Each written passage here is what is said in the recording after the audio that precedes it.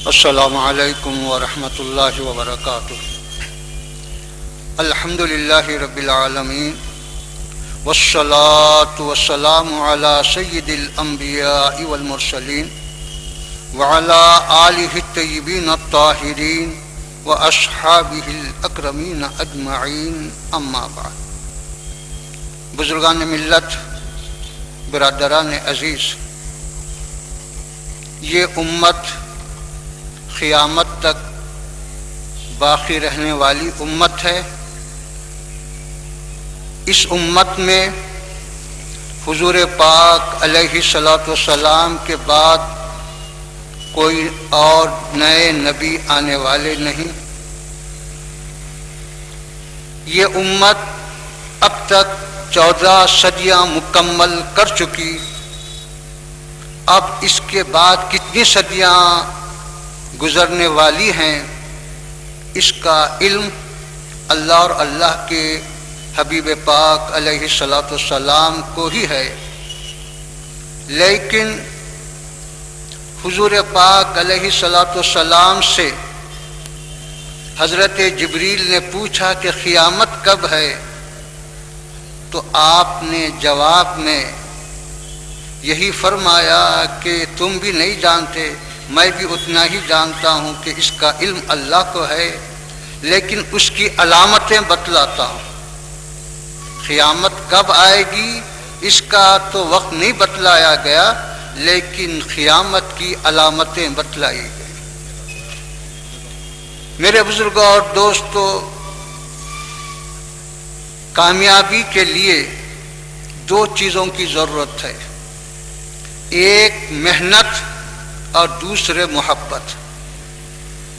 اگر ہم ہاتھ پہ ہاتھ دھرے بیٹھے رہیں اور انتظار کرتے رہیں کہ صاحب ایسا ہو جائے گا ویسا ہو جائے گا، یہ عادت الہی کے خلاف ہے کہ کاہل اور سست محنت نہ کرنے والوں کی مدد کرے، یہ اللہ کی عادت کے خلاف ہے۔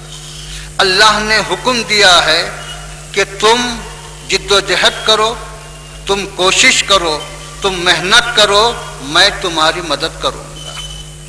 ہاں، تمہاری محنت میں کوتاہی ہو سکتی ہے، تمہاری جستجو میں کمی ہو سکتی ہے، اللہ اپنے فضل سے اس کو پورا کرے گا، لیکن اللہ کا ارشاد ہے کہ والذین جاہدوا فینا لنہدینہم سبلنا، کہ جو لوگ ہماری راہ میں جد و جہد کرتے ہیں، کوشش کرتے ہیں، تو ہم ان کے لیے راستے کھولتے۔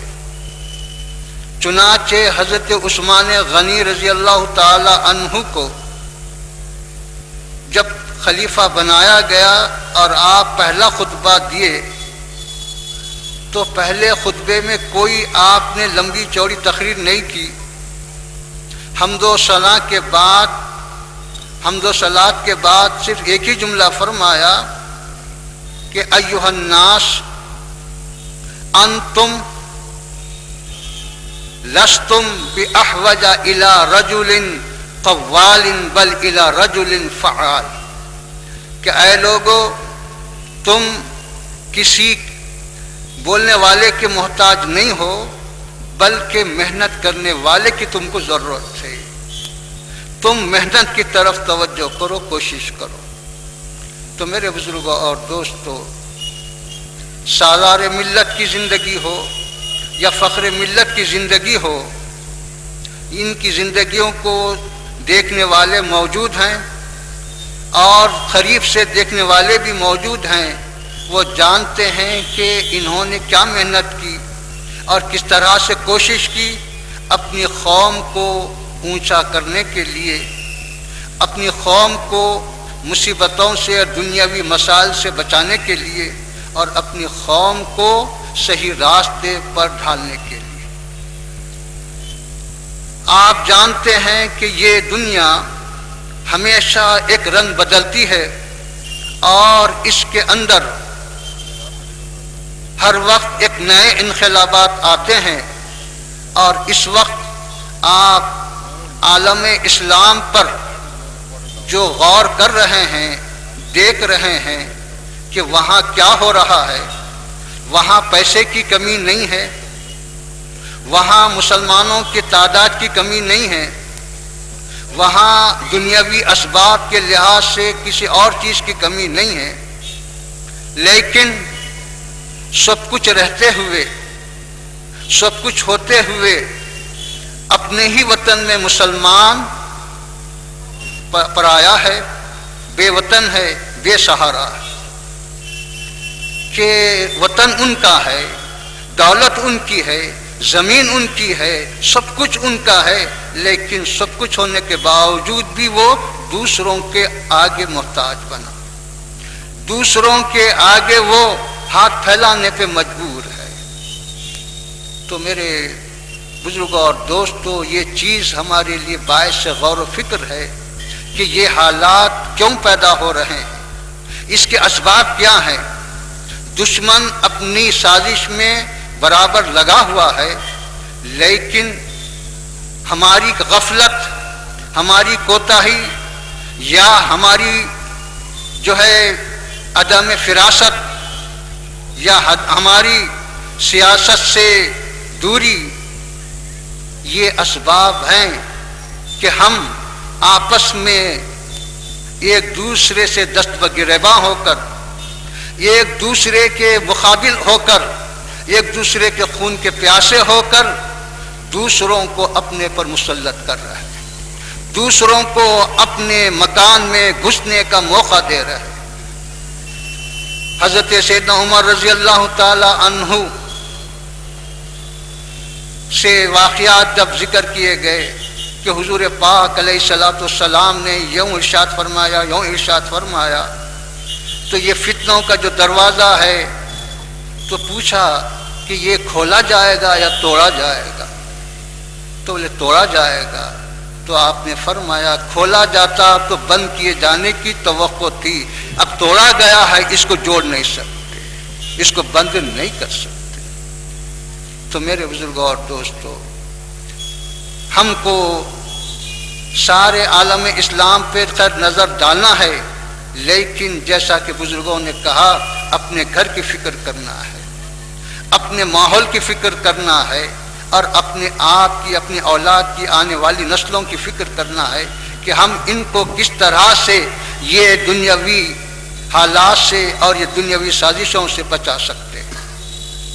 آج مسلمانوں کے لیے سب سے اہم اور سب سے بنیادی ضرورت کی جو چیز ہے وہ ہے تعلیم، وہ ہے اخلاق، اور وہ ہے اسلامی کردار۔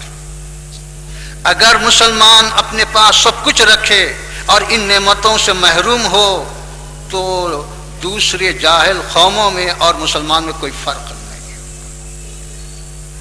صحابہ کے سے لے کر آج تک کی ہماری تاریخ محفوظ ہے، کسی اور قوم کی ایسی تاریخ محفوظ نہیں ہے، لیکن مسلمان اپنی ایک شاندار تاریخ رکھتا ہے، اچھا شاندار ماضی رکھتا ہے، اور اسباب کے اعتبار سے اللہ نے اس کو سونے کے پہاڑ دیے، پٹرول کے چشمے دیے، بے انتہا دولت دیے۔ اب یہ کام ہمارا تھا، یہ ذمہ داری ہماری تھی کہ ہم اس سے صحیح فائدہ اٹھاتے، اس کے ذریعے سے ہم اپنی قوم کو ترقی کی طرف لا سکتے تھے، لیکن یہ ہماری کمزوری اور پستی ہے کہ وہاں جیسا کہ لوگوں کا خیال ہے کہ نام ہمارے آدمی کا ہے لیکن کام کسی اور کا ہے۔ تو میرے بزرگوں اور دوستو، ان فتنوں سے بچانا ہو، ان مصیبتوں سے بچانا ہو تو صحیح قیادت کی ضرورت پڑتی ہے، مخلص قیادت کی ضرورت پڑتی ہے، اور اچھے دیانتدار قیادت کی ضرورت پڑتی ہے۔ اگر مخلص، دیانتدار اور اپنی قوم سے، اپنے دین سے، اپنے مذہب سے محبت رکھنے والا، تڑپ رکھنے والا اگر کوئی قائد ہو تو پھر وہ کچھ کام کر سکتا ہے اور اس کے ذریعے سے قوم کا کچھ فائدہ ہو سکتا ہے۔ یہ آج ہم سالار ملت کو خراج عقیدت پیش کرنے کے لیے جمع ہوئے ہیں، ان کے خدمات کو یاد کرنے کے لیے جمع ہوئے ہیں، ان کا خراج عقیدت پیش کرنے کا بہترین طریقہ یہی ہے کہ ہم مسلمانوں کے مستقبل کی طرف توجہ کریں، مسلمانوں کی تعلیم کی طرف توجہ کریں، ان کے روزگار کی طرف توجہ کریں اور ان کے اندر اتحاد و اتفاق پیدا کرنے کی طرف توجہ کریں، تو یہی ہمارے لیے بہترین ہتھیار ہے اور یہی ہمارے قائد کو خراج عقیدت پیش کرنے کا صحیح طریقہ ہے۔ میں دعا کرتا ہوں کہ سکت دے، صلاحیت دے اور ان کے اندر نگاہ بلند، دل پرسوز اور ان کے اندر اخلاص اور ان کے اندر اپنی قوم سے وابستگی، وارفتگی، محبت کے جذبات کو اور اضافہ کرے اور وہ اپنے والد کے اور اپنے قائد کے نقش قدم پر چل کر اسی خدمات کے تسلسل کو باقی رکھیں، جاری رکھیں اور مسلمانوں کی خدمت اچھی طرح سے انجام دیتے رہیں۔ صلی اللہ تعالی علی خیر خلقہ و نور عرشہ وعلی آلہ الطیبین و اصحابہ الاکرمین اجمعین برحمتک۔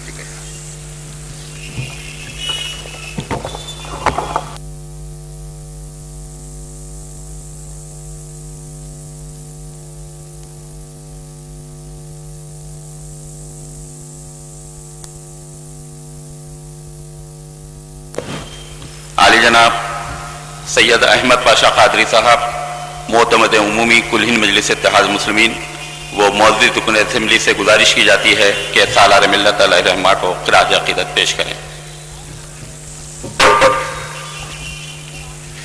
اعوذ باللہ من الشیطان الرجیم، بسم اللہ الرحمن الرحیم۔ نقیب ملت محترم عالی جناب الحاج بیرسٹر اسد الدین اویسی صاحب، صدر کل مجلس اتحاد المسلمین اور رکن پارلیمنٹ، حضرت العلامہ مفتی خلیل احمد صاحب، عالی جناب اکبر الدین اویسی صاحب، قائد ایوان مقننہ مجلس اتحاد المسلمین، مجلسی اراکین اسمبلی و کونسل، ڈپٹی میئر اراکین بلدیہ، محبان سالار ملت، اے صلاح الدین اویسی رہبر عالی مقام، اے صلاح الدین اویسی رہبر عالی مقام، ملت اسلامیہ کا تیری خدمت میں سلام۔ اس طرح ملت ہوئی جذب تیری ذات میں، اتحاد المسلمین خود بن گیا ہے تیرا نام۔ بارگاہ عزدمی شکر فرماتے ہوئے، ہے دعا گو تیرے حق میں آج سارے خاص و عام۔ حضرت، آج جلسے یاد سالار ملت میں آپ نگران جلسہ اور اکبر اویسی صاحب کی تقریر سننے کے لیے بے قرار ہے۔ میں چند لمحے بے باکی اور اویسی گھرانے کے تعلق سے ایک بات عرض کر کے رخصت ہوتا ہوں کہ حضرت فخر ملت کی بے باکی تھی، جنہوں نے 11 مہینے جیل کی صحبتوں کو برداشت کیے لیکن اپنے راہ حق سے منہ نہیں موڑا، نہ اپنے پروگرام کو روکا۔ وہ بے باکانہ قیادت کی وجہ تھی کہ انہی کے آغوش میں تربیت پانے والی وہ قیادت جس کو ہم آج خراج عقیدت پیش کرنے جمع ہوئے ہیں، سالار ملت سلطان صلاح الدین اویسی علیہ رحمہ۔ ایمرجنسی کے دور میں کنگ کوٹی کے اندر مسلم ایجوکیشنل کانفرنس ہو رہی تھی اور اس کا افتتاح اس وقت کے صدر جمہوریہ فخر الدین علی احمد صاحب نے کیا۔ تمام ہندوستان کے ممتاز قائدین، علماء کرام، دانشوران تعلیم پورے اس مقام پر موجود تھے اور سالار ملت کو بھی مدعو کیا گیا تھا۔ فخر الدین علی احمد صاحب تقریر کرتے ہوئے، جبکہ وہ تعلیمی کانفرنس تھی، لیکن صدر جمہوریہ نے تقریر کے دوران یہ کہا کہ مسلمانوں کو فیملی پلاننگ کرا لینی چاہیے۔ آپ اندازہ کیجئے وہ کون سا دور تھا؟ وہ ایمرجنسی کا دور تھا۔ ہندوستان کی سڑکوں پر ہر طرف ایک ننگا ناچ ناچا جا رہا تھا، اخبارات پر پابندی لگا دی گئی تھی، میسا کا قانون بنا دیا گیا تھا، چوٹی کے قائدین کو پورے جیلوں میں بند کر دیا گیا تھا۔ خوف اور دہشت کے ماحول میں حکومت وقت نے اعلان کیا کہ یہ ایمرجنسی ہے، حکومت کے خلاف کوئی ایک آواز بلند کریں گے تو جیل کی سلاخوں کے پیچھے پہنچا دیا جائے گا۔ ایسے ایمرجنسی کے دوران میں کنگ کوٹی کے اندر 2.5 لاکھ مسلمانوں کا اجتماع تھا۔ صدر جمہوریہ کی یہ تقریر کہ مسلمانوں کو فیملی پلاننگ کرا لینی چاہیے، پر تمام مجمع سالار ملت کو دیکھ رہا تھا. سالار ملت مرکز نظر بن چکے تھے. مجمع دیکھ رہا تھا کہ اب صدر جمہوریہ سے ڈر کر یا ایمرجنسی سے گھبرا کر سالار ملت کیا خاموشی اختیار کر لیتے ہیں. پورا مجمع دیکھ رہا تھا. لیکن جب سالار ملت کا اعلان ہوا تو سب سے پہلے لاؤڈ اسپیکر پر کھڑے رہ کر سالار ملت نے کہا کہ صدر جمہوریہ ہندوستان فخر الدین علی احمد صاحب، ماں باپ نے تو بڑا پیارا نام رکھا آپ کا فخر الدین بول کے، لیکن یہ کیا آپ نے کہہ دیا کہ فیملی پلاننگ کرانی چاہیے؟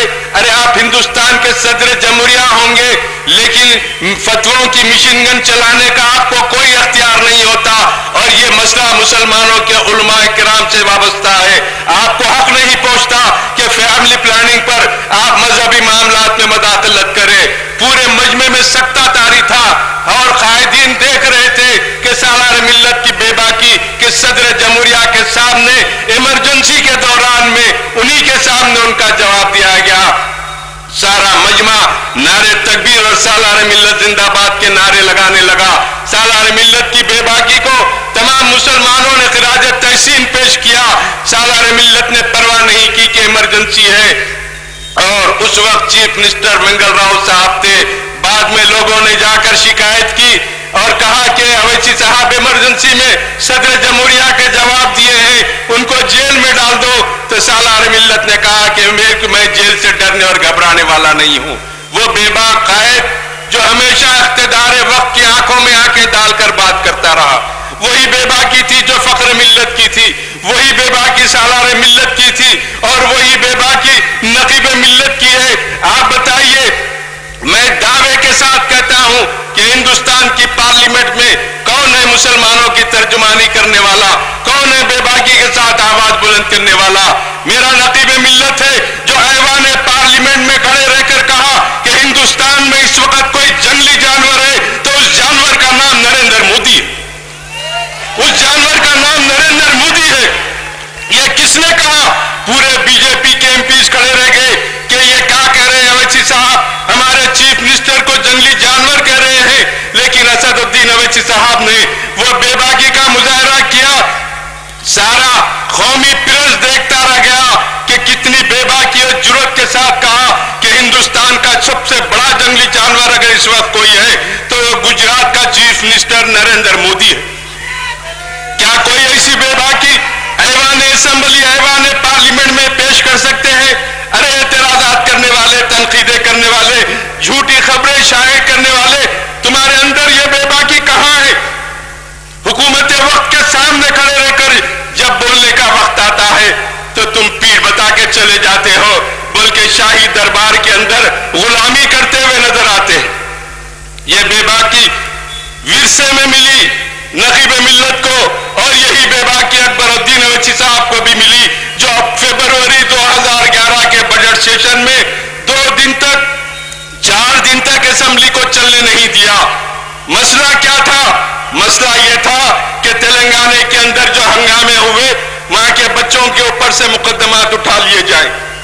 اکبر اویسی صاحب نے کہا جب ان پر سے مقدمے اٹھا رہے ہیں تو پچھلے سال جو ہمارے بچوں کو فسادات میں رولی شیٹ ہسٹری شیٹ کھولے ہیں ان پر بھی مقدمے اٹھا لو، اور حکومت نے جو بے قصور مسلمانوں کو گرفتار کیا ہے ان کو معاوضہ دے، اور مسلمانوں پر جو جابر ظالم عہدیداروں نے ظلم کیا ہے ان کے خلاف کارروائی کرو اور مسلمانوں سے معافی مانگو.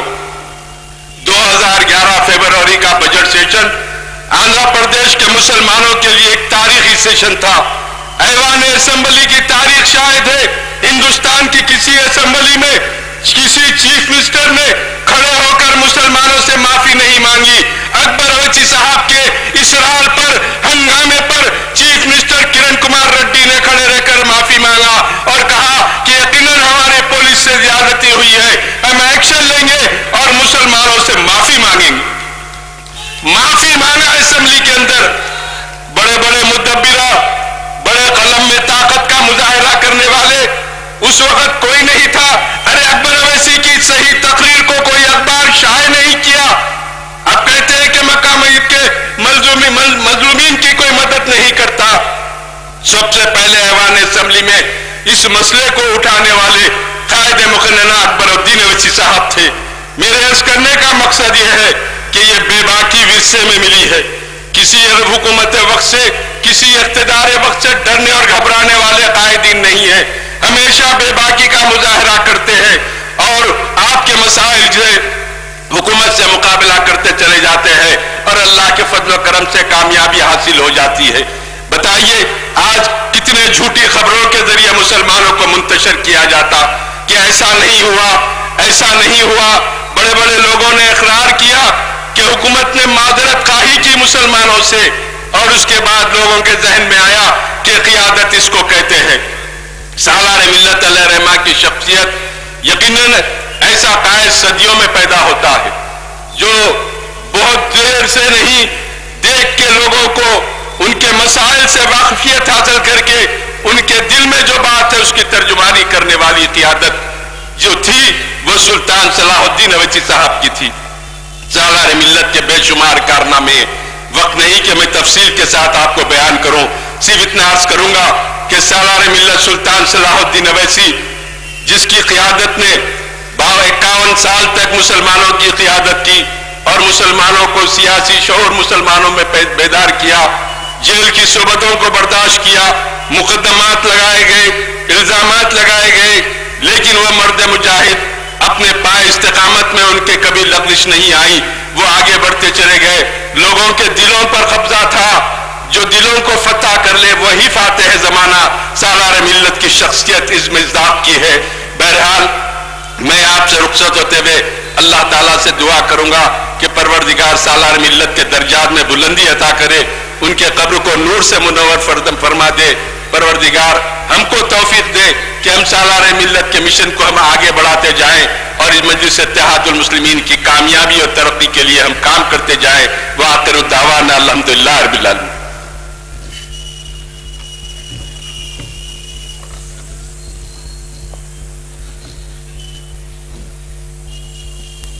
لاکھوں مسلمانوں کی دعاؤں کے نتیجے میں تیزی سے روبہ صحت ہونے والے ہردی العزیز قائد عالی جناب اکبر الدین اویسی صاحب قائد ایوان مقننہ کل ہند مجلس اتحاد المسلمین سے گزارش کی جاتی ہے کہ سالار ملت کو خراج عقیدت پیش کریں۔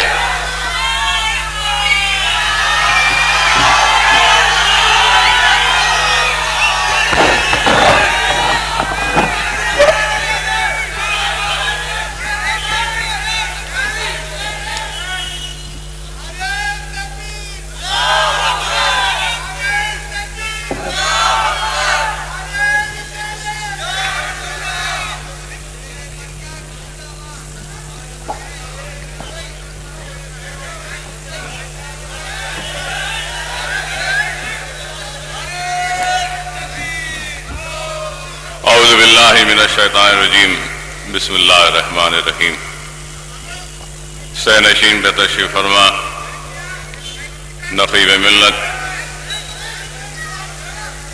الحاج بیرسٹر اسد الدین اویسی صاحب، معزز رکن پارلیمنٹ و صدر کل ہند مجلس اتحاد المسلمین، میرے ساتھی اراکین اسمبلی،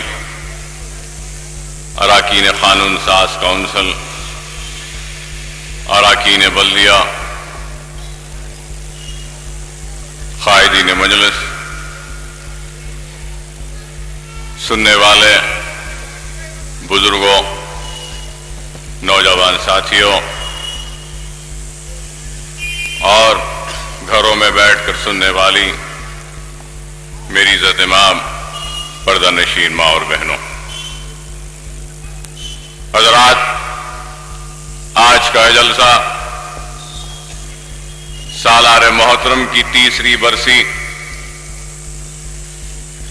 اور سالار کی یاد میں منعقد کیا جا رہا ہے۔ تاریخ دکن و تاریخ حیدرآباد کو اگر کوئی بیان کرے تو تذکرہ سالار ملت کے بغیر یہ تاریخ مکمل نہیں ہوگی۔ اگر سرزمین دکن پر مغلوں نے فتح کیا تھا کبھی اور اپنے جیت کے پرچم کو گاڑا تھا، کبھی قطب شاہیوں نے سرزمین دکن پر حکمرانی کی، تو کبھی آصف جاہیوں نے حکمرانی کی اور اپنے پرچم کو لہرایا۔ قطب شاہی ہونے دو، مغل ہونے دو یا آصف جاہی ہونے دو، انہوں نے زمین کے خطے کو فتح کیا، تلوار کی زور پر فتح کیا، اپنے حکومت کے پرچم کو گاڑے اور حکمرانی کی۔ لیکن سالار محترم نے 55 برس تک سرزمین دکن کے غیور مسلمانوں کی محنتوں، کوششوں و دعاؤں سے سینچی گئی جماعت مجلس اتحاد المسلمین کی قیادت کی، تو 55 برس تک اگر آپ کے خادم یا آپ کے خدمت گزار کی حیثیت سے آپ کی خدمت کی تو تلوار کی زور پر نہیں بلکہ سرزمین دکن کے مسلمانوں کے دلوں کو فتح کر کر حکمرانی کی۔ اور حقیقی فاتح وہ نہیں جو زمین کے ٹکڑے کو فتح کر لے یا محلات کو فتح کر لے یا جاگیروں کو فتح کر لے یا حکومتوں کو شکست دے کر فتح حاصل کر لے، بلکہ حقیقی فاتح وہ ہوتا ہے جو دلوں کو فتح کرے۔ سالار محترم نے دلوں کو جیتا اور مسلمانوں کے دلوں کو جیت کر وہ حیات سیاسی جس نے تڑپ کر دم توڑ دیا تھا پولیس سیکشن کی تباہی اور بربادی کے بعد، وہ اجڑے ہوئے مسلمان، وہ خوف میں مبتلا رہنے والی مسلمان،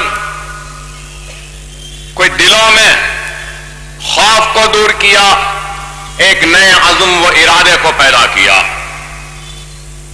مجلس اتحاد المسلمین کی اپنی ایک تاریخ ہے۔ مجلس اتحاد المسلمین کی تاریخ میں سب سے اگر آزمائش کا اگر کوئی وقت گزرا تو وہ وقت تھا ہندوستان کی آزادی کے بعد۔ ہندوستان کی آزادی کے بعد جب ہمارا تخت لٹ چکا تھا، ہمارا تاج لٹ عجائب گھر کی زینت بن چکا تھا، ہمارے محلات ویران ہو چکے تھے، ہماری لہلاتی ہوئی کھیتیاں اجڑ چکی تھیں، ہماری جاگیریں لٹ چکی تھیں، ہمارا سب کچھ چلا گیا تھا، ہمارے پاس کچھ بھی نہیں تھا، تو ایسے اس دور میں مسلمانوں کو منظم کرنا اور متحد کرنا یہ ایک بہت بڑے عزم و ارادے کا کام تھا، جو مجلس اتحاد المسلمین کے مرحوم صدر فخر ملت علیہ رحمٰن نے کیا تو مجلس اتحاد المسلمین کا احیا کیا۔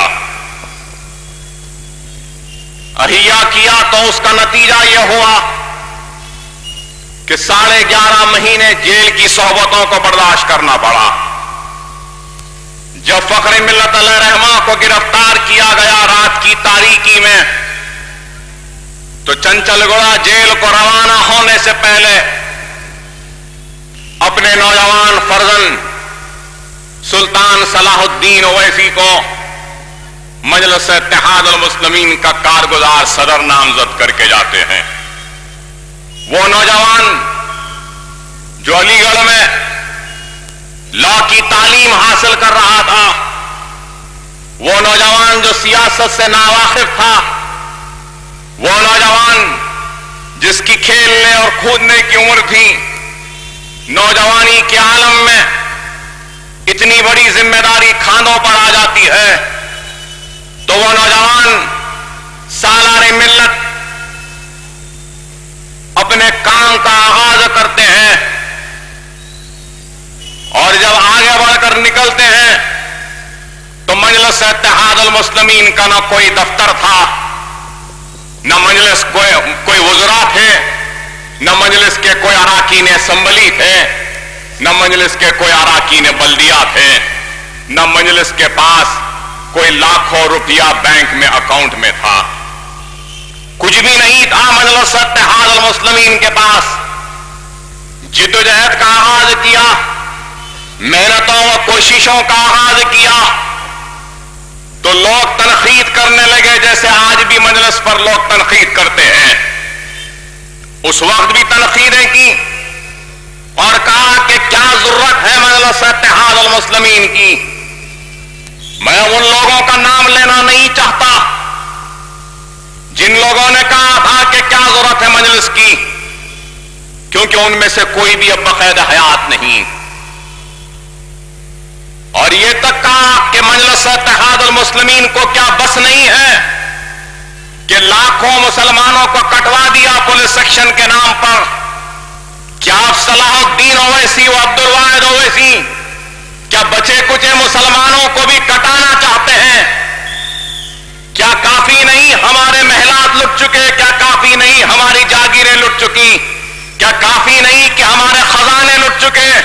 ارے سب کچھ لٹ گیا، اب کیا ضرورت ہے مجلس اتحاد المسلمین کی، کہتے تھے لوگ۔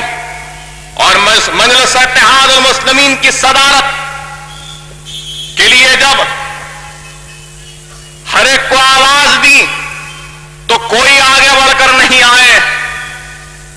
رضوی صاحب کو 48 گھنٹے میں اس ملک کو چھوڑ کر جانے کا حکم ہوا تو رضوی صاحب نے سرزمین دکن کے وکلاؤں کو بلا کر پوچھا کہ کوئی ہے تیار؟ آؤ۔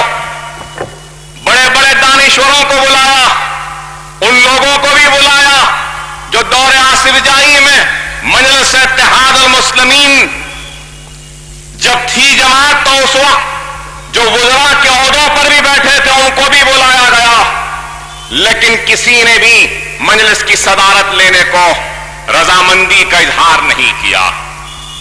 وہ بھی وقت تھا، لیکن رضوی صاحب نے آخر میں عبد الواحد اویسی کو طلب کیا تو عبد الواحد اویسی نے 1 منٹ بھی نہیں لیا اور مجلس کی صدارت کو قبول کیا، کانٹوں بھرا تاج اپنے سر پر پہنا اور اس مظلوم مسلمانوں کی قیادت کی ذمہ داری اپنے کاندھوں پر لے لی۔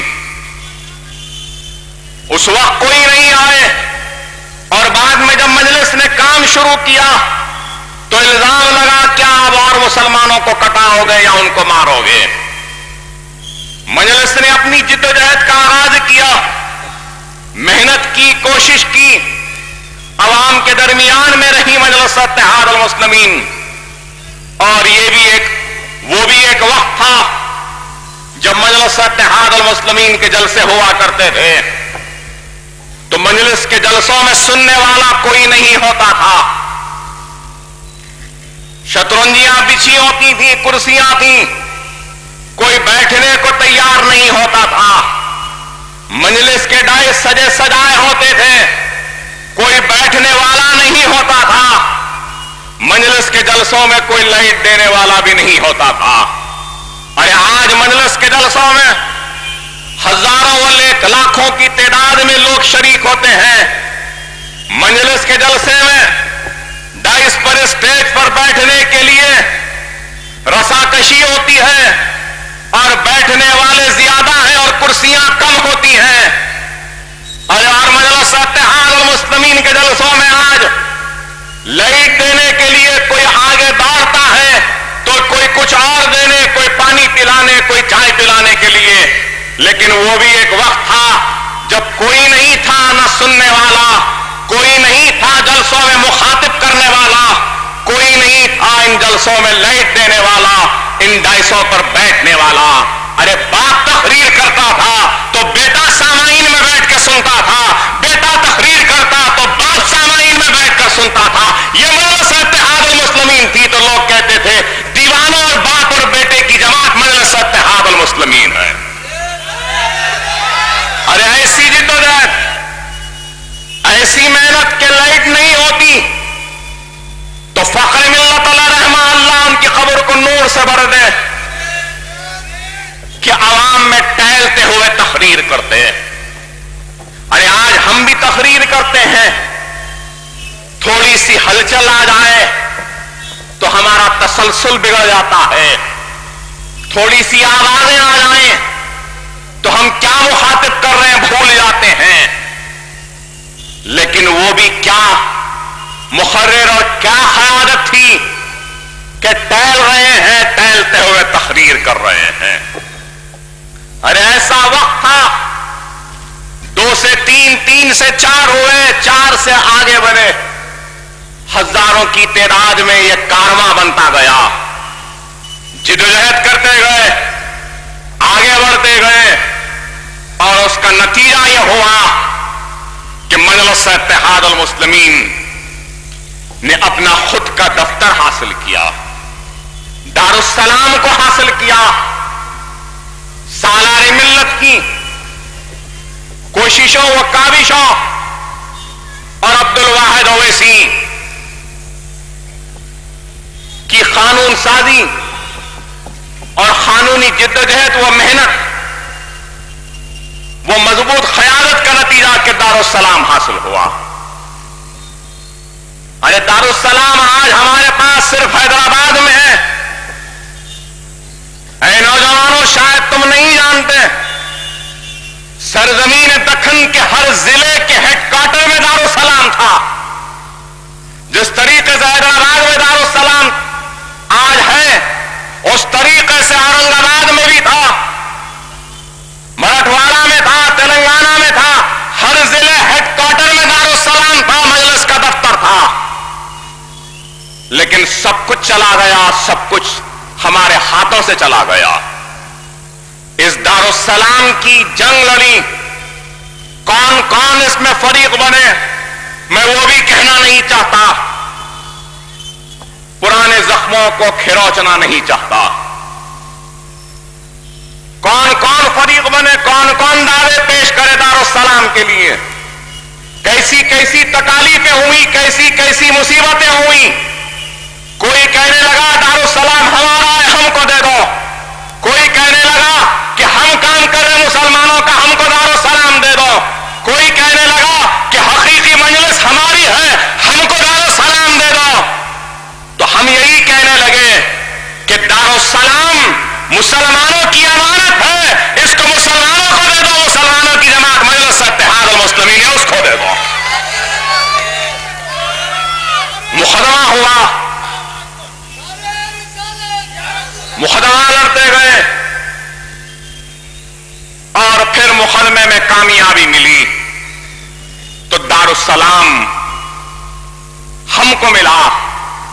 دارالسلام میں فائر بریگیڈ کا دفتر تھا، دھول تھی، گرد تھی۔ ارے وہ مقام جہاں سے کبھی ہمارے لشکروں نے آرام کیا تھا، وہ مقام جہاں سے ہم نے اپنے عزت کے لیے، وقار کے لیے اپنے سینوں کو پیش کیا تھا، وہ سرزمین جہاں سے ہم نے حکومت کے ایوانوں سے مقابلہ کیا تھا، وہ سرزمین کئی برس سے ویران تھی، گرد و غبار میں تھی، جالوں میں تھی، ویران تھی۔ ارے اس دارالسلام کو حاصل کیا، فائر بریگیڈ کا دفتر تھا، تو یہی مرحوم سالار ملت نے حکومت سے کہا کہ 15-20 برس سے دارالسلام پولیس سیکشن سے لے کے اب تک دارالسلام حکومت کے کنٹرول میں رہا، فائر بریگیڈ کا دفتر تھا، اور آج یہ ثابت ہو چکا کہ دارالسلام مجلس اتحاد المسلمین کی ملکیت ہے، تو اس کا کرایہ ہم کو دیا جائے۔ حکومت راضی ہوئی کرایہ دینے کے لیے، تو سالار ملت نے اور ایک لیٹر لکھا اور کہا کہ صرف کرایہ نہیں، جس دن سے تم یعنی حکومت اس دارالسلام پہ قابض ہے، فائر بریگیڈ کا دفتر ہے، اس دن سے لے کے آج تک نہ صرف کرایہ بلکہ کرائے کا انٹرسٹ بھی ہم کو دینا چاہیے۔ وہ حاصل کیا، اور اس پیسے سے اب سب سے پہلا کام اگر کچھ کیا تو علم اور تعلیم کی طرف آگے بڑھنے کا کام کیا، اور وہ یہ تھا کہ اویسی ITI ٹریننگ انسٹیٹیوٹ کا سنگ بنیاد رکھا، اس کی بلڈنگ کا۔ آج بھی دارالسلام میں ایک چھوٹی سی عمارت ہے جو اویسی ٹریننگ انسٹیٹیوٹ کی عمارت ہے۔ بنیاد رکھا اس وقت ITI کورسز کی بڑی مانگ تھی۔ 70 کے دہے میں، 1975 میں چھوٹے چھوٹے ڈپلوماز ملتے تھے ITI ٹریننگ کے، ITI انسٹیٹیوٹ بنایا، اور جو پیسے بچے تھے ان پیسوں سے دارالسلام کے باہر کی ملگیات کی تعمیر کی، تاکہ اس ملگیات کے کرائے سے دارالسلام کا کچھ انکم ہو سکے اور اپنی سیاسی جماعت کا کچھ کام کر سکے۔ وہاں سے جو مجلس اتحاد المسلمین نے تعلیم کے طرف اپنے سرگرمیوں کا جو آغاز کیا، تو آپ کے سامنے ہے مجلس اتحاد المسلمین کی تعلیمی کامیابیاں، کہ ایک میڈیکل کالج، ایک engineering college, MBA college, MCA college, nursing college, physiotherapy college, pharmacy college, Pharm D college, Owaisi hospital, واسرا ہاسپٹل اور دوسرے تعلیمی ادارے۔ یہ تعلیمی سرگرمیوں کا آغاز ہوا ایک طرف، تو دوسری طرف مجلس اتحاد المسلمین نے سیاسی طور پر اپنی جد و جہد کے آغاز کے ذریعے اس وقت کی حیدرآباد کی بلدیہ کے انتخابات میں اپنے نمائندوں کو منتخب کروایا، ایوان اسمبلی میں بھی اپنے نمائندوں کو منتخب کروایا۔ مجلس اتحاد المسلمین کے ایوان اسمبلی میں نمائندے منتخب ہوئے، اور فخر ملت اپنے خطاب میں کہا تھا کبھی کہ میری نظریں دیکھ رہی ہیں کہ وہ دن دور نہیں کہ مجلس کی آواز ہندوستان کی پارلیمنٹ میں گونجے گی، مجلس کی آواز ایوان اسمبلی میں گونجے گی۔ میری نظریں دیکھ رہی ہیں کہ ہمارا میڈیکل کالج ہوگا، ہمارے دواخانے ہوں گے، اور ہمارا انجینئرنگ کالج ہوگا۔ تو لوگ دیوانوں کی آواز کہہ کے دھتکارتے تھے، کہتے تھے کہ نئے پل سے اس پار تک یہ جماعت نہیں جا سکی، ایک نمائندہ نہیں ہے ان کا، اور بڑے بڑے خواب دیکھتے ہیں، میڈیکل انجینئرنگ کالج کی بات کرتے ہیں۔ لیکن دنیا نے دیکھا، سالار اپنے جلسوں میں کہتے تھے کہ منزل اگر ملتی ہے تو دیوانے کو، جنونی کو ہی منزل ملتی ہے۔ ارے وہ جنون تھا ہم میں، وہ دیوانہ پن تھا کہ ملت اسلامیہ کے اس اجڑے ہوئے کارواں کو ہم مضبوط کریں گے۔ ارے آج جو پولیس سیکشن کی تباہی اور بربادی کے بعد اپنی خود کی جماعت کا قیام میں لانا، تو اس وقت لوگوں نے کہا مسلمانوں کی جماعت کی کیا ضرورت ہے؟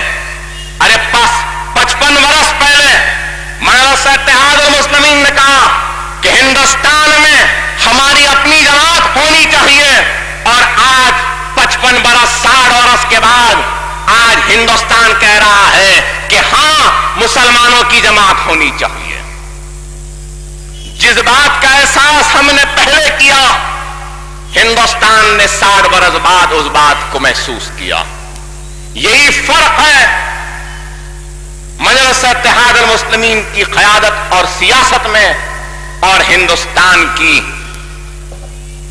کہ مجلس اتحاد المسلمین نے کام کیا، سیاسی میدان میں بھی کام کیا، تعلیمی میدان میں کام کیا، پرانے شہر کی ترقی کے لیے کام کیا، سیٹوین کا قیام میں لایا تو سالار ملت نے کیا، اقلیتی مالیاتی فائنانس کارپوریشن کا قیام عمل میں لایا تو سالار ملت نے کیا، مائنورٹی کمیشن کا قیام عمل میں لایا تو سالار ملت نے کیا، خلی Qutb Shah urban development authority کا قیام عمل میں لایا تو سالار ملت نے کیا۔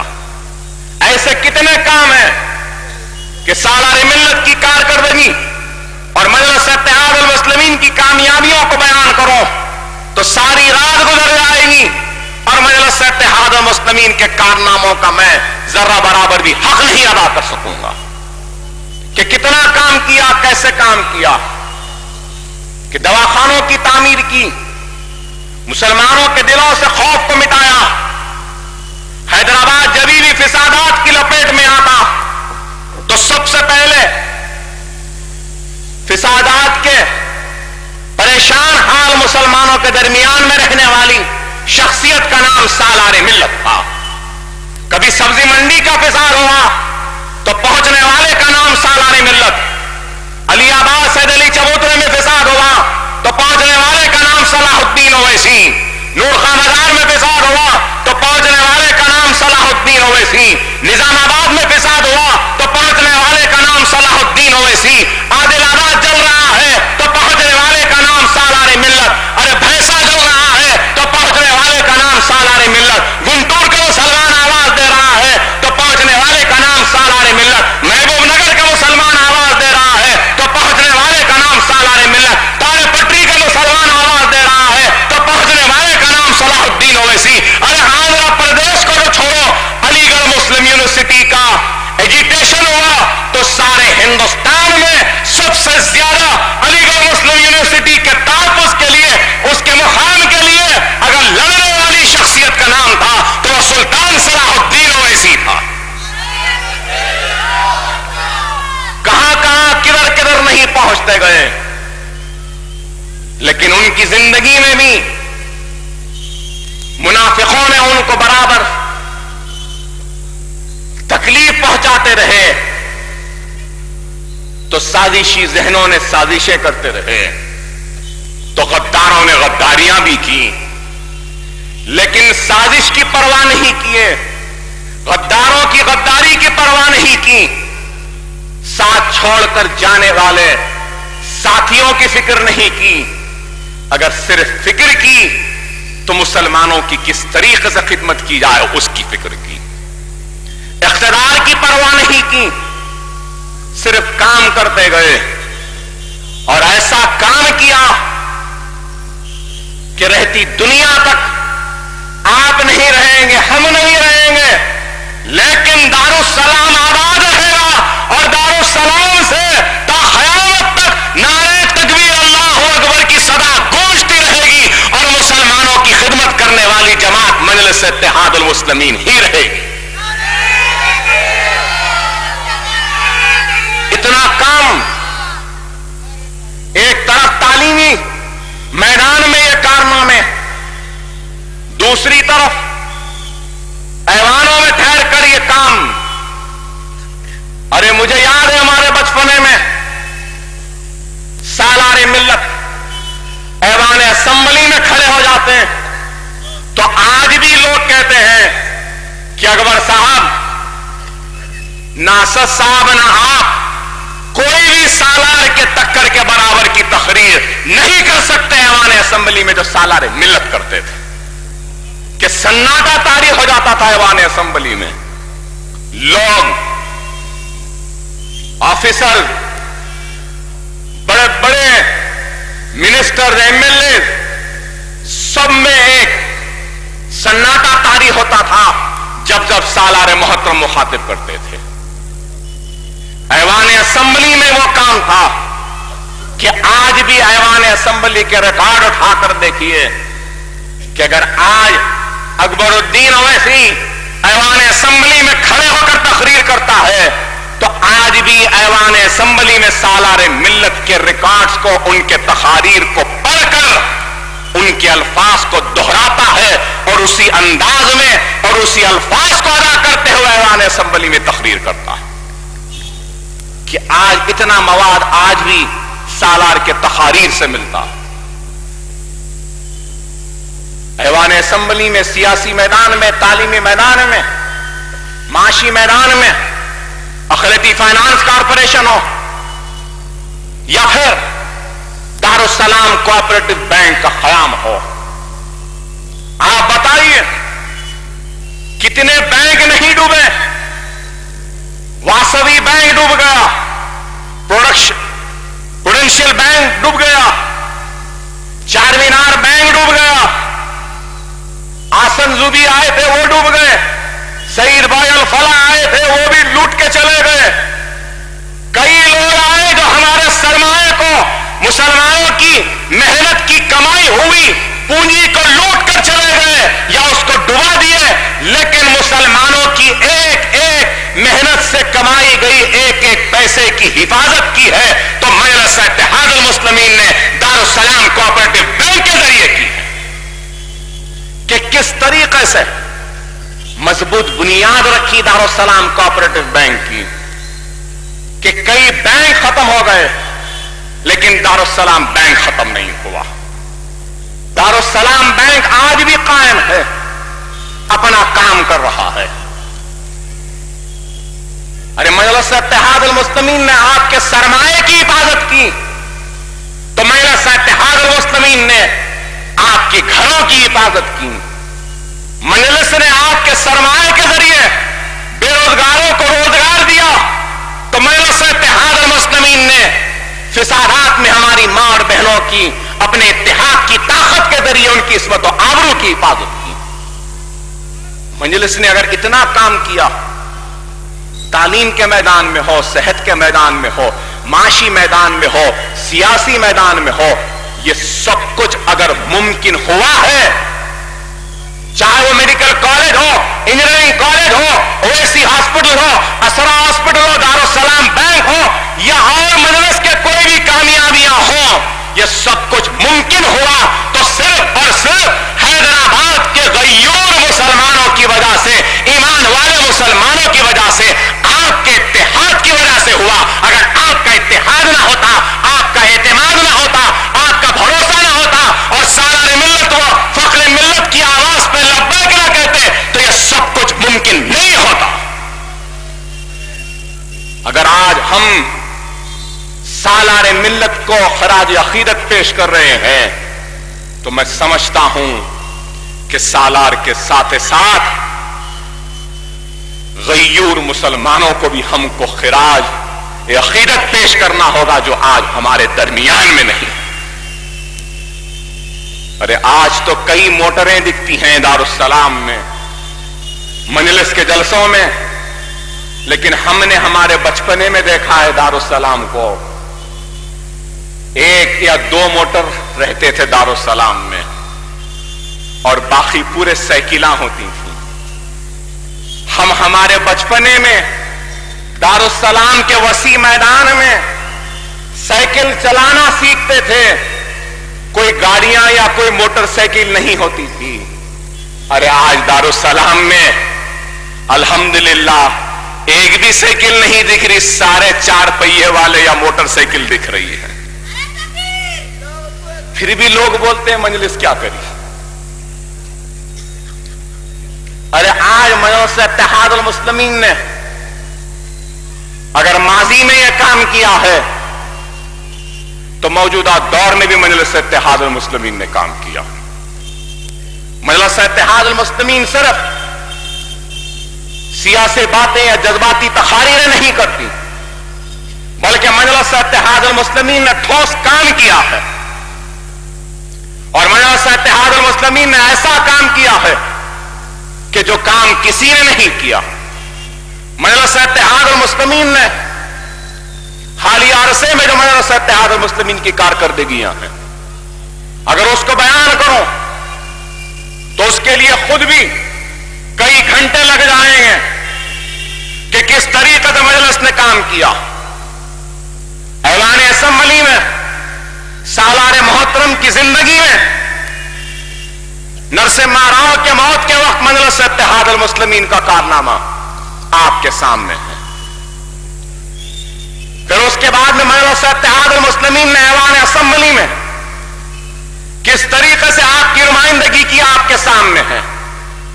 جب دہشت گردی پہ بحث ہو رہی تھی تو مجلس اتحاد المسلمین نے اعلان اسمبلی میں مدلل بحث کی اور کہا کہ ہندوستان میں دہشت گردی اگر وجود میں آئی تو بابری مسجد کی شہادت کے بعد آئی.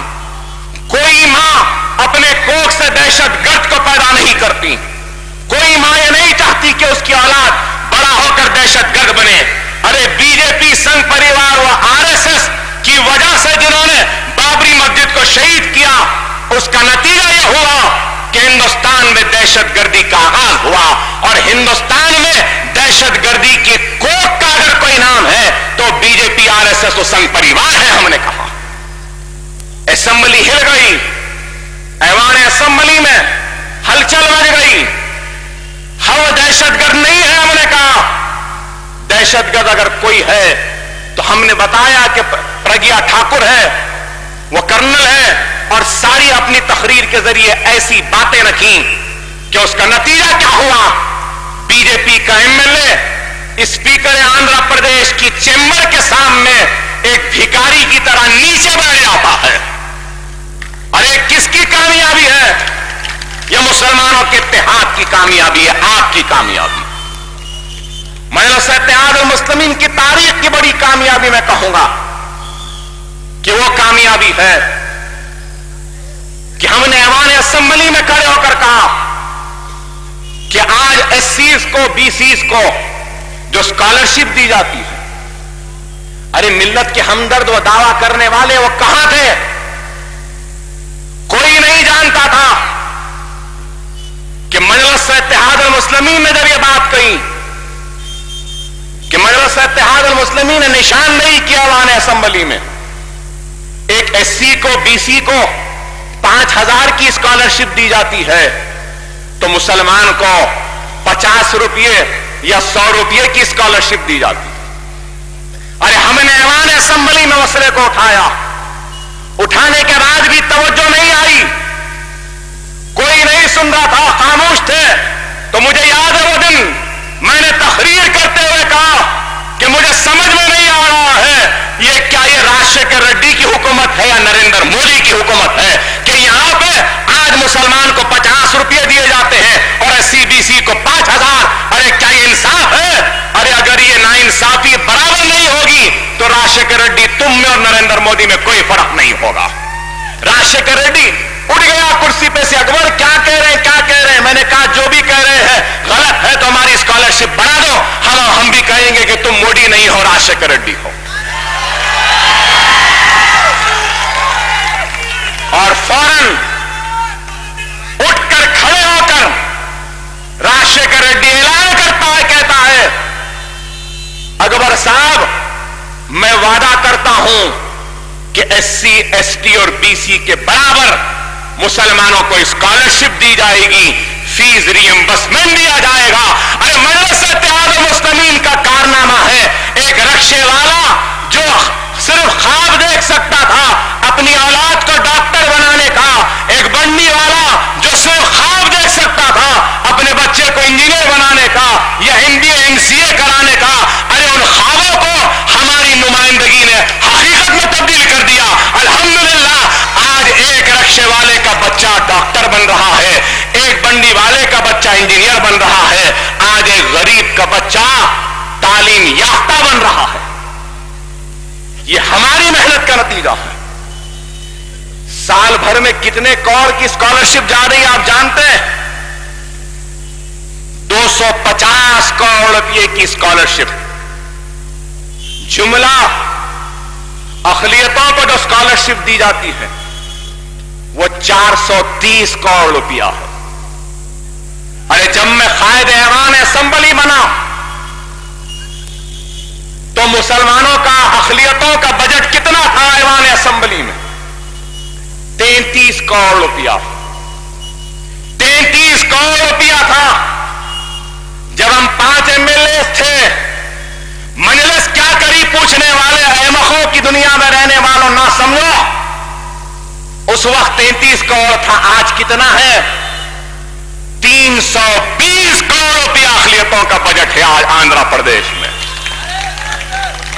ये किसका कारनामा है? 33 से 320 करोड़, फिर 400 करोड़ की scholarship, prime ministers 15 point programme. क्या कोई जानते थे? किसी को मालूम था? कौन कराए?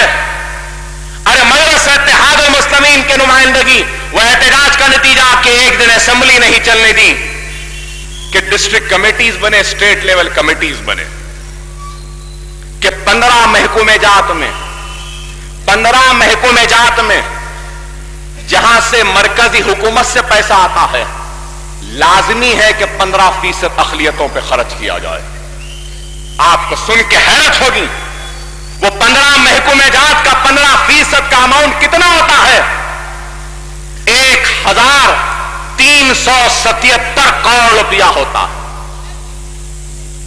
अब आया पूरे डिटेल्स, पूरे रिकॉर्ड आए कि 1077 करोड़ में से 800 करोड़ रुपया, और सबसे ज्यादा अगर प्राइम मिनिस्टर 15 पॉइंट प्रोग्राम में कहीं पर पैसा सर्व हुआ, खर्च हुआ अखिलियतों के लिए, मुसलमानों के लिए, तो वह रियासत आंध्र प्रदेश में हुआ।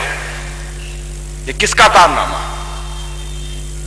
हमने अपनी नुमाइंदगी के जरिए जियो निकलवाया, घर बनेंगे आंध्र प्रदेश में, तो रूरल एरियाज में 15%, अर्बन एरियाज में 20% घर एलोकेशन मुसलमान को होना चाहिए।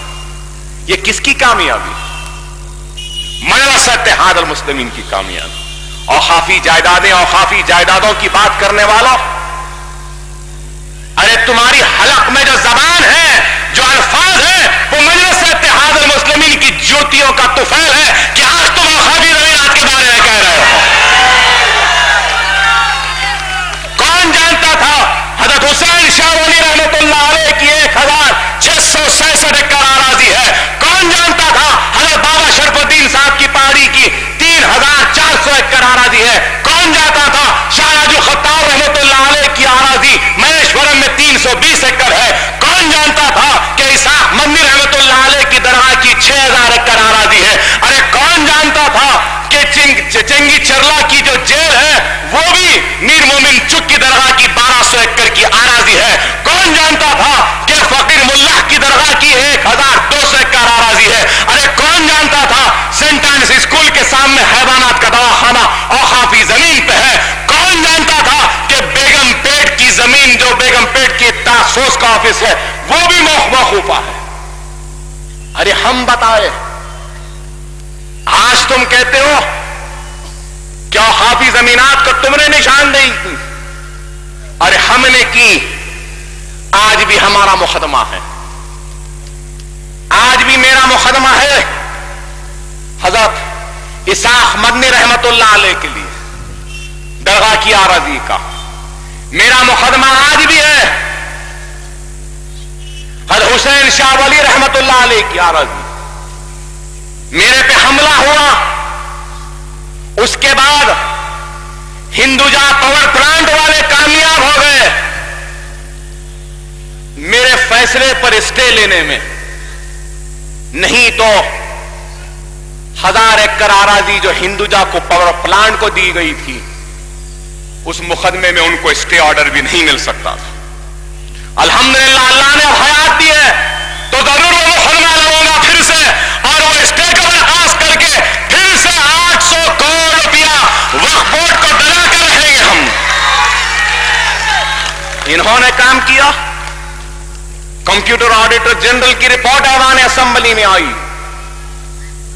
बहस हुई ऐवान असेंबली में SEZs पर, स्पेशल इकोनॉमिक जोन्स पर, इंडस्ट्रीज को जो आराजियात हवाले की गई। ऐवान असेंबली में कोई एक भी कांग्रेस का रुकन उठकर बोला, तेलुगु देशम का बोला, कम्युनिस्ट का बोला, कोई उठ के बोला? अरे मैंने उठकर कहा ये 3000 कंपनियों को जो सरकारी आराजात दी गई है, इसमें से 1000 कंपनियों को औकाफी आराजियात तकसीम की गई। क्या समझ के तुमने दिया इनको? तुम्हारे बाप की जागीर नहीं है, ये मुसलमानों की अल्लाह की अमानत है।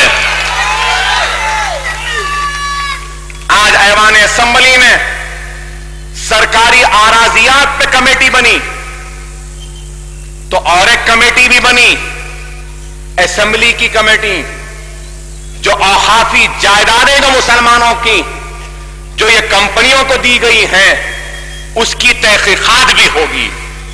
ارے کتنا بڑا کارنامہ, تاریخ بن گئی, ریکارڈ آ گئے. حضرت علی سال عاشورخانے کی 1000 ایکڑ آبادی کون لائے؟ NOCs دے دیے گئے, کون کینسل کرائے؟ کوئی اخبار کے مدیران کرائے؟ ارے اوقافی جائیدادوں کے تحفظ کی بات کرنے والوں, تمہارا خیامگاہ کس کی زمین پر ہے؟ ارے وہ خود اوقافی اراضی پر ہے. اور ایک اخبار کے مدیر سینما گھر چلاتے ہیں, کس کی زمین؟ ارسطو اوقافی زمین, ارسطو فاؤنڈیشن کی زمین, ایجوکیشن کے پرپس کے لیے دی گئی. ارے آپ بتائیے, بیگم پیٹ سے ٹاسک فورس اور پولیس والوں کو خالی کرانا کوئی آسان کام ہے؟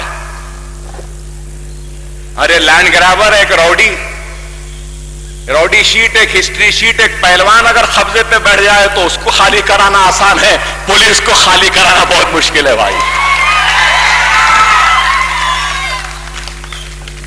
لیکن ہم نے ایوان اسمبلی میں میٹنگ ہوئی, میں نے اس وقت کہا کہ اگر بیگم پیٹ کی اوقافی زمین اگر خالی نہیں ہوگی, ارے اسمبلی کے ریکارڈ میں ہے, اٹھا کر دیکھ لو. میں نے کہا پولیس کمشنر کی موجودگی میں کہا, ایک لینڈ گرابر میں اور پولیس میں کوئی فرق نہیں ہے. وہ لینڈ گرابر گراب کر کے بیٹھتا ہے تو یہ پولیس بھی آج گرابنگ کر کے بیٹھی ہے بیگم پیٹ کے ٹاسک فورس آفس میں. پولیس والوں نے کہا اکبر صاحب آپ کا لہجہ کیا ہے؟ میں نے کہا لہجہ نہیں, ایسی ہے میرا, حقیقت ہے. کیا تم لوگ قبضہ کر کے قابض بن کے کیا اوقافی زمین پہ نہیں بیٹھے ہو؟ اگر پولیس ہی قبضہ کرے گی تو ہم انصاف کے لیے کہاں جائیں گے؟ تو پولیس والوں نے کہا ہاں ہے, ہم ایسا کریں گے ویسا کریں گے. پورے مسلمان MLAs تھے, نام لینا نہیں چاہتا, سب کی بولتی بن ہو گئی. میں اٹھ کر کھڑے ہو کر کہا کہ بہت ہو گیا, اگر آپ خالی نہیں کریں گے تو اینٹ سے اینٹ ہم بجا دیں گے اور ہم خود جا کے لے لیں گے. بولے اکبر صاحب آپ کا لہجہ اچھا نہیں ہے, آپ ہم کو لینڈ گرابر بول رہے, چور بول رہے, جو چاہے بول رہے. ارے اگر تم لینڈ گرابر نہیں, چور نہیں, تو ہٹ جاؤ وہاں سے.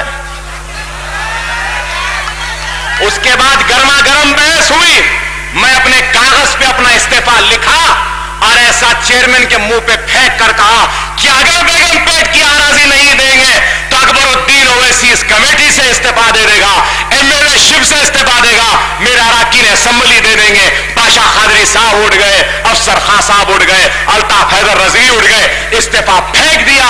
میٹنگ سے نکل رہے تھے, اب ہم مسلمانوں کو لے جائیں گے اور اپنے ہاتھ سے اپنی زمین کو لے لیں گے. دیکھتے ہیں خاکی وردی والوں میں تم میں کتنی ہمت ہے, ہم لے کے بتا دیں گے.